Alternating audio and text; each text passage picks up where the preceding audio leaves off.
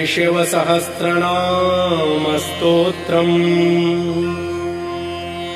अस्य श्रीशिवसहस्रनामस्तोत्रमन्त्रस्य नारायण ऋषिः श्रीशिवो देवता अनुष्टुप्छन्दः श्रीशिवो बीजम् गौरीशक्तिः श्रीशिवप्रीत्यर्थम् जपे विनियोगः। ध्यानम् ध्यायेन्नित्यम् महेशम् रजतगिरिनिभम् चारुचन्द्रावतंसम् रत्नाकल्पोज्ज्वलाङ्गम् परशुमृगवराभीतिहस्तम् प्रसन्नम् पद्मासीनम् समन्तात् स्तुतममरगणैर्व्याघ्रकृत्यम् वसानम् विश्वाद्यम् विश्वबीजम् निखिलभयहरम् पञ्चवक्त्रम् त्रिनेत्रम् स्तोत्रम्। स्थिरः स्थाणुः प्रभुर्भीमः प्रवरो वरदो वरः सर्वात्मा सर्वविख्यातः सर्वः सर्वकरो भवः जटी चर्मे शिखण्डी च सर्वाङ्गः सर्वभावनः हरश्च हरिणाक्षश्च सर्वभूतहरः प्रभुः प्रवृत्तिश्च निवृत्तिश्च नियतः शाश्वतो ध्रुवः श्मशानवासी भगवान् खचरो गोचरोर्दनः अभिवाद्यो महाकर्मा तपस्वी भूतभावनः उन्मत्तवेषप्रच्छन्नः सर्वलोकप्रजापतिः महारूपो महाकायो वृषरूपो महायशाः महात्मा सर्वभूतात्मा विश्वरूपो महाहनुः लोकपालोऽन्तर्हितात्मा प्रसादो हयगर्दभिः पवित्रम् च महांशैव नियमो नियमाश्रितः सर्वकर्मा स्वयंभूत आदिरादिकरो निधिः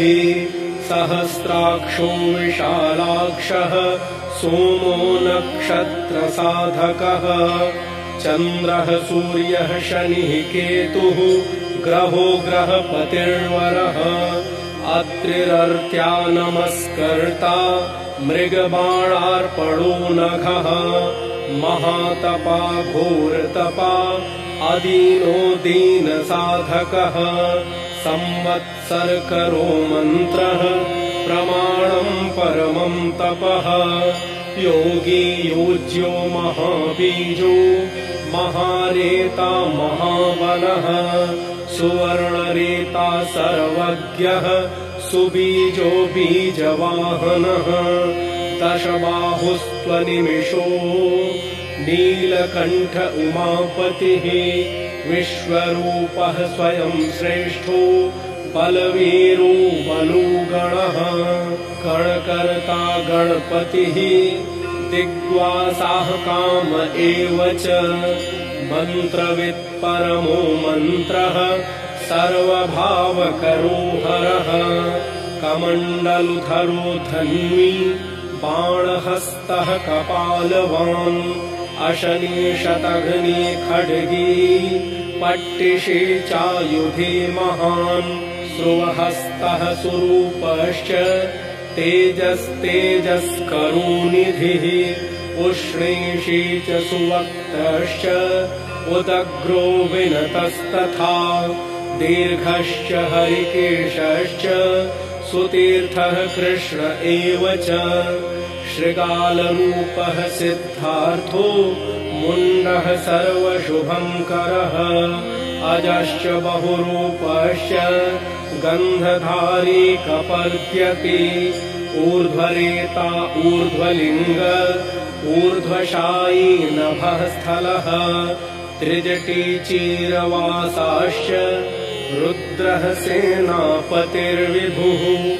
अहश्चरो नक्तम् च रस्तिग्ममन्युः सुवर्चसः गजः दैत्यः कालो लोकधाता गुणाकरः सिंहशार्दूलरूपश्च आर्द्रचर्माम्बरावृतः कालयोगी महानादः सर्वकामश्चतुष्पथः निशाचरः प्रेतचारी भूतचारी महेश्वरः बहुभूतो बहुधरः स्वरभानुर्मितो गतिः नृत्यप्रियो नित्यनर्तो नर्तकः सर्वलालसः घोरो महातपः पाशो नित्यो गिरिरुहो नभः सहस्रहस्तो विजयो व्यवसायो ह्यतन्द्रितः अधर्षणो धर्षणात्मा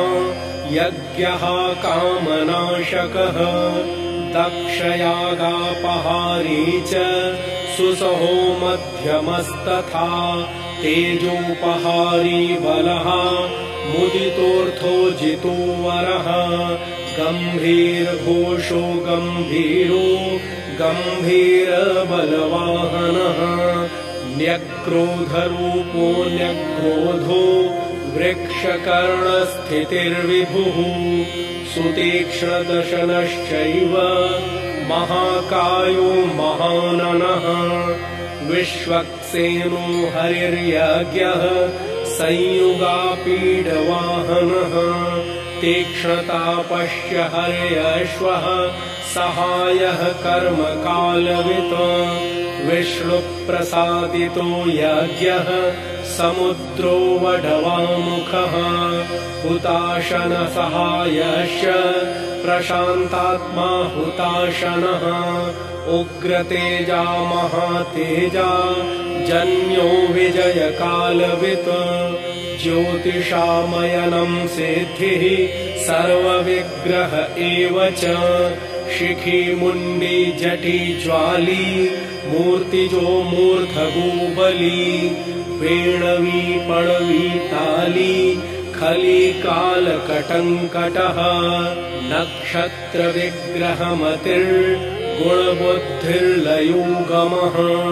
प्रजापतिर्विश्वबाहुर्विभागः सर्वगोमुखः विमोचनः सुसर्णो हिरण्यकवचोद्भवः मेढ्रजो बलचारी च महीचारी श्रुतस्तथा सर्वतूर्यनिनादी च सर्वात्योद्यपरिग्रहः व्यालरूपो गुहावासी गुहोमाली तरङ्गवित् त्रिदशस्त्रिकालधिक कर्म सर्वबन्धविमोचनः बन्धनस्त्वसुरेन्द्राणाम् युधिशत्रुविनाशनः साङ्ख्यप्रसादो दुर्वासाः सर्वसाधुनिषेवितः प्रस्कन्दनो विभागज्ञो अतुल्यो यज्ञविभागवित् सर्ववासः सर्वचारी दुर्वासा वासवोमरः हैमो हेमकरो यज्ञः सर्वधारी धरोत्तमः लोहिताक्षो महाक्षश्च विजयाक्षो विशारदः संग्रहो निग्रहः कर्ता सर्पचीरनिवासनः मुख्यो मुख्यश्च देहश्च काहलिः सर्वकामदः सर्वकालप्रसादश्च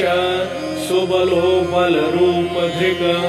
सर्वकामवरश्चैव सर्वतः सर्वतोमुखः आकाशनिर्विरूपश्च निपाति ह्यवशः खगः रौद्ररूपोऽंशुरादित्यो बहुरश्मिः सुवर्चसी वसुवेगो महावेगो मनोवेगो निशाचरः सर्ववासी श्रियावासी उपदेशकरो करः मुनिरात्मनिरालोकः संभग्नश्च सहस्रदः पक्षी च पक्षरूपश्च अतिदीप्तो विशाम्पतिः उन्मादो मदनः कामो यश्वत्थोऽर्थकरो यशः वामदेवश्च वामश्च प्राग्दक्षिणश्च वामनः सिद्धयोगी महर्षिश्च सिद्धार्थः सिद्धसाधकः भिक्षुश्च भिक्षुरूपश्च विपणो मृदुरव्ययः महासेनो विशाखश्च षष्टिभागो गवाम्पतिः वज्रहस्तश्च विष्कम्भी चमुस्तम्भन एव च वृत्तावृत्तकरस्थालो मधुर्मधुकलोचनः वाचस्पत्यो वाजसनो नित्यमाश्रमपूजितः ब्रह्मचारी लोकचारी सर्वचारी विचारवित् ईशान ईश्वरः कालो निशाचरी पिनाकवान् निमित्तस्थो निमित्तं च नन्दिर्नन्दिकरो हरिः नन्दीश्वरश्च नन्दी च नन्दनो नन्दिवर्धनः भगहारी निहन्ता च कालो ब्रह्म पितामहः चतुर्मुखो महालिङ्गश्चारुलिङ्गस्तथैव च लिङ्गाध्यक्षः सुराध्यक्षो योगाध्यक्षो युगावहः बीजाध्यक्षो बीजकर्ता अध्यात्मानुगतो बलः इतिहासः सकल्पश्च गौतमोऽथ निशाकरः दम्भो ह्यदम्भो वैदम्भो वश्यो वशकरः कलिः लोककर्ता पशुपतिः महाकर्ता ह्यनौषधः अक्षरं परमं ब्रह्म बलवच्छक्र एव च नीतिर्ह्यनीतिः शुद्धात्मा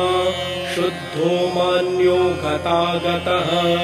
बहुप्रसादः स्वस्वप्नो दर्पणोऽथ त्वमित्रजित्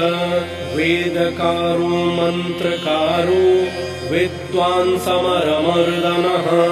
महामेघनिवासी च महाघोरो वशीकरः अग्निज्वालो महाज्वालो अतिधूम्रो हुतो हविः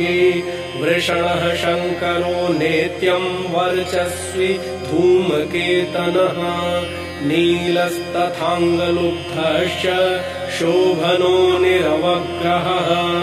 स्वस्तिदः स्वस्तिभावश्च भागी भागकरो लघुः उत्संगश्च महांगश्च महागर्भपरायण। और ये है हमारे शिकंजी वाले भैया। क्या नाम भैया आपका? अभिषेक भैया। ये शिकंजी कितने की देते हैं? 20 रुपए गिलास। 20 रुपए गिलास। 20 रुपए गिलास में नीलकंठ महादेव के स्थान पर बहुत बेहतरीन शिकंजी पिलाते हुए हमारे अभिषेक भैया इतनी दूर इतनी मेहनत से लाकर, ये भी एक सेवा है महादेव की।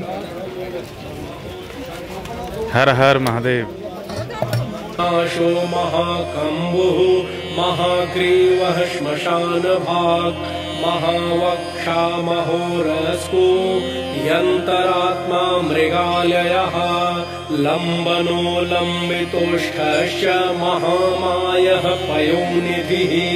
महादन्तो महादंष्ट्रो महाजिह्वो महामुखः महानखो महारोमा महाकोशो महाजटः प्रसन्नश्च प्रसादश्च प्रत्ययो गिरिसाधनः स्नेहनो स्नेहनश्चैव अजितश्च महामुनिः वृक्षाकारो वृक्षकेतुः अनलो वायुवाहनः कण्डली मेरुधामा च देवाधिपतिरेव च अथर्वशीर्षः सामास्य ऋक्सहस्रामिते क्षणः यजुःपादभुजो गुह्यः प्रकाशो जङ्गमस्तथा अमोघार्थः प्रसादश्च अभिगम्यः सुदर्शनः उपकारः प्रियः सर्वः कनकः काञ्चनच्छविः नाभिर्नन्दिकरो भावः पुष्करस्थपतिः स्थिरः द्वादशस्त्रासनश्चाद्यो यज्ञो यज्ञसमाहितः नक्तं कलिश्च कालश्च मकरः कालपूजितः सगणो गणकारश्च भूतवाहनसारथिः भस्मशयो भस्मगोप्ता भस्मभूतस्तरुर्गणः लोकपालस्तथा लोको महात्मा सर्वपूजितः शुक्लस्त्रिशुक्लः सम्पन्नः शुचिर्भूतनिषेवितः आश्रमस्थः क्रियावस्थो विश्वकर्ममतिर्वरः विशालशाखस्ताम्रोष्ठो जम्बुजालः सुनिश्चलः कपिलः कपिशः शुक्ल आयुश्चैव परोपरः गन्धर्वो ह्यदितिस्तार्क्ष्यः सुविज्ञेयः सुशारदः परश्वधायुधो देवो अनुकारी सुबान्धवः तुम्बवीणो महाक्रोध ऊर्ध्वरेता जलीर्षयः उग्रो वंशकरो वंशो वंशनादो ह्यनिन्दितः सर्वाङ्गरूपो मायावी सुहृदो ह्यनिलोनलः बन्धनो बन्धकर्ता च सुबन्धन विमोचनः सयज्ञारिः सकामारिः महादंष्ट्रो महायुधः बहुधा निन्दितः शर्वः शङ्करः शङ्करोधनः अमरेषु महादेवो विश्वदेवः सुरारिः अहिर्बुन्ध्यो नीलाभश्च चेकितानो हविस्तथा अजैकपाच्चकापाली त्रिशङ्कुरजितः शिवः धन्वन्तरिः धूमकेतुः स्कन्दो वैश्रवणस्तथा धाता शक्रश्च विष्णुश्च मित्रस्त्वष्टा ध्रुवोधरः प्रभावः सर्वगो वायुर्अयमासविता रविः उषङ्गुश्च विधाता च मान्धाता भूतभावनः विभुर्वर्णविभावी च सर्वकामगुणावहः पद्मनाभो महागर्भश्चन्द्रवक्त्रो निलूनलः बलवांशोपशान्तश्च पुराणः पुण्यचञ्चुरी कुरुकर्ता कुरुवासी कुरुभूतो गुणौषधः सर्वाशयो दर्भचारी सर्वेषां प्राणिनां पतिः देवदेवः सुखासक्तः सदसत्सर्वरत्नवित् कैलासगिरिवासी च हिमवद्गिरिसंश्रयः कूलहारी कूलकर्ता बहुविद्यो बहुप्रदः वणिजो वर्धके वृक्षो बकुलश्चन्दनश्छदः सारग्रीवो महाजत्रुः लोलश्च महौषधः सिद्धार्थकारी सिद्धार्थः छन्दो व्याकरणोत्तरः सिंहनाथः सिंहदंष्ट्रः सिंहगः सिंहवाहनः प्रभावात्मा जगत्कालस्थालो लोकहितस्। और इस तरह हम मंदिर के दर्शन करके आ गए हैं। कमजोरी सी फील होने लगी है तो अभिषेक भैया के पास दोबारा आए हैं नींबू पानी पीने के लिए। क्या बोलते हैं अभिषेक भैया, नाम क्या है? सिकंजी नींबू पानी सोडा। सिकंजी नींबू पानी सोडा।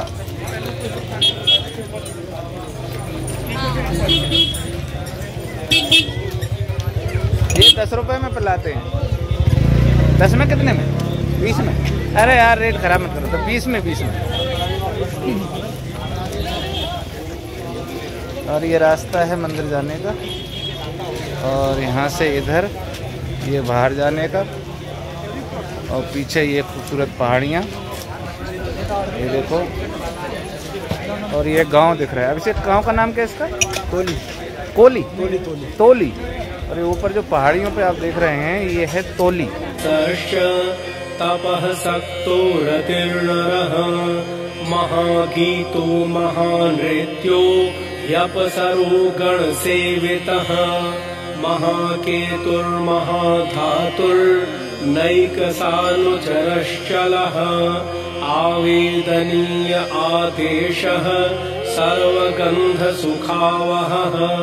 तोरणस्तारणो वातः परिधीः पतिखेचरः संयोगो वर्धनो वृद्धो अतिवृद्धो गुणाधिकः नित्य आत्मसहायश्च देवासुरपतिः पतिः युक्तश्च युक्तबाहुश्च देवो दिवि सुपर्णवः आषाढश्च सुषाढश्च ध्रुवोऽथ हरिणो हरः वपुरावर्तमानेभ्यो वसुश्रेष्ठो महापथः शिरोहारी विमर्शश्च सर्वलक्षणलक्षितः अक्षश्च रथयोगी च सर्वयोगी महाबलः समाम्नायो समाम्नायस्तीर्थदेवो महारथः निर्जीवो जीवनो मन्त्रः शुभाक्षो बहुकर्कशः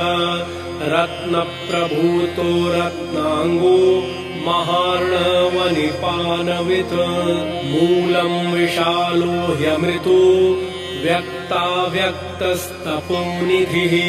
आरोहणोऽधिरोहश्च शीलधारी महायशाः सेनाकल्पो महाकल्पो योगो युगकरो हरिः युगरूपो महारूपो महानागहनो वधः न्यायनिर्वपणः पादः पंडितो ह्यचलूपमः बहुमालो महामालः शशिहरसुलोचनः विस्तारो लवणः कूपस्त्रियुगः सफलोदयः त्रिलोचनो विषण्णाङ्गो मणिविद्धो जटाधरः बिन्दुविसर्गः सुमुखः शरः सर्वायुधः सहः निवेदनः सुखाजातः सुगन्धारो महाधनुः गन्धपाली च भगवान् उत्थानः सर्वकर्मणाम् मन्थानो बहुलो वायुः सकलः सर्वलोचनः तलस्तालः करस्थाली ऊर्ध्वसंहननो महान् छत्रं सुछत्रो विख्यातो लोकः सर्वाश्रयः क्रमः मुण्डो विरूपो विकृतो दण्डी कुण्डी विकुर्वणः हर्यक्षः ककुभो वज्री शतजिह्वः सहस्रपात् सहस्रमूर्धा देवेन्द्रः सर्वदेवमयो गुरुः सहस्रबाहुः सर्वाङ्गः शरण्यः सर्वलोककृत पवित्रं त्रिककुन्मन्त्रः कनिष्ठः कृष्णपिङ्गलः ब्रह्मदण्डविनिर्माता शतघ्नीपाशशक्तिमान् पद्मगर्भो महागर्भो ब्रह्मगर्भो जलोद्भवः गभस्तिर्ब्रह्मकृद्ब्रह्मी ब्रह्मविद्ब्रह्मणो गतिः अनन्तरूपो नैकात्मा तिग्मतेजाः स्वयंभुवः ऊर्ध्वगात्मा पशुपतिः वातरङ्घा मनोजवः चन्दनी पद्मनालाग्रः सुरभ्युत्तरणो नरः कर्णिकार महास्रग्वी नीलमौलिः पिनाकधृक् उमापतिः उमाकान्तो जाह्नवी धृतुमाधवः वरो वराहो वरदो वरेण्यः सुमहास्वनः महाप्रसादो दमनः शत्रुः श्वेतपिङ्गलः पीतात्मा परमात्मा च प्रयतात्मा प्रधानधृत सर्वपार्श्वमुखस्त्रक्षो धर्मसाधारणो वरः चराचरात्मा सूक्ष्मात्मा अमृतो गो वृषेश्वरः साध्यर्षिः वसुरातेद्यो विवस्वांसवितामृतः